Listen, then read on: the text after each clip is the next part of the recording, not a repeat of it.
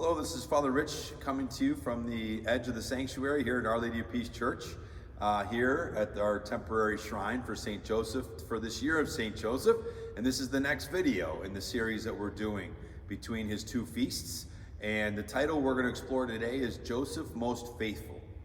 And what an important title that certainly that we recognize in St. Joseph, but that our culture and our society right now needs to be encouraged and inspired by.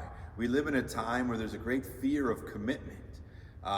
There's a great fear, whether it's vocationally, you see it in things like the decrease in marriages, not only in the church, but just couples getting married in general.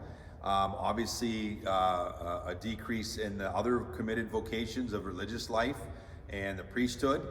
And so we really see a bit of a crisis of commitment in our culture today.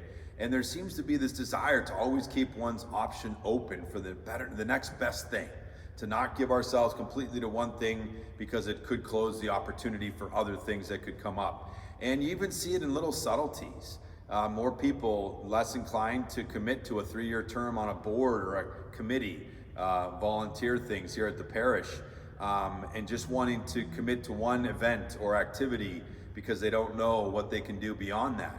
And a lot of that's justified, but it also, you wonder how much behind that is this struggle to be more committed to things.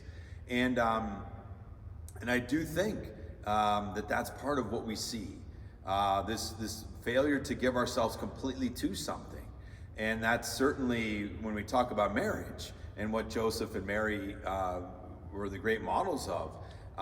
This idea of giving myself to you is I give everything to you, and that's my future. That's all that I am. That's the good times and the bad, and that we will persevere through even the bad times. Some other terms we use for faithfulness, fidelity, really constancy, or ultimately a steadfast love.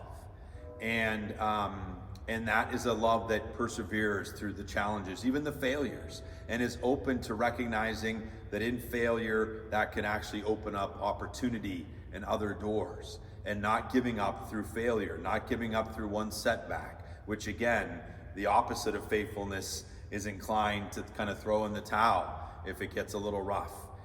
There's a bit of a sense of our culture being a little pampered, being spoiled, and wanting everything to, always be for our advantage or for our good, and that inability to kind of power through the challenges, the struggles, and the crosses. And so St. Joseph reminds us and inspires us to that faithfulness, to that fidelity. I also think of two other Josephs that we know in Scripture, one in the Old Testament, one in the New Testament, that really kind of extend this example of St. Joseph, the spouse of Mary.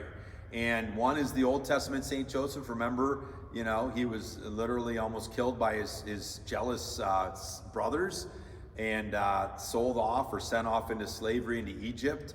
But yet he remained faithful to God.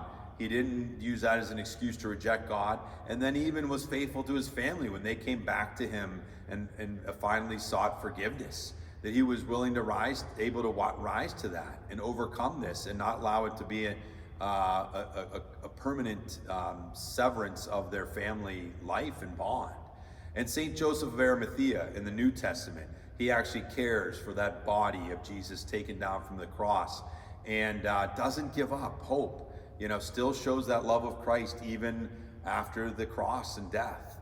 And it's his hope and his willingness to show proper burial to Jesus that opens the door to Easter and resurrection. So maybe those two Josephs are great other examples to us of faithfulness, but hopefully this year of St. Joseph can challenge us, can inspire us to renew ourselves in faithfulness to God, to faithfulness to his church, faithfulness to our family, our vocation, and to know that faithfulness means we persevere through the tough times as well. And that's what true love and true faithfulness is all about.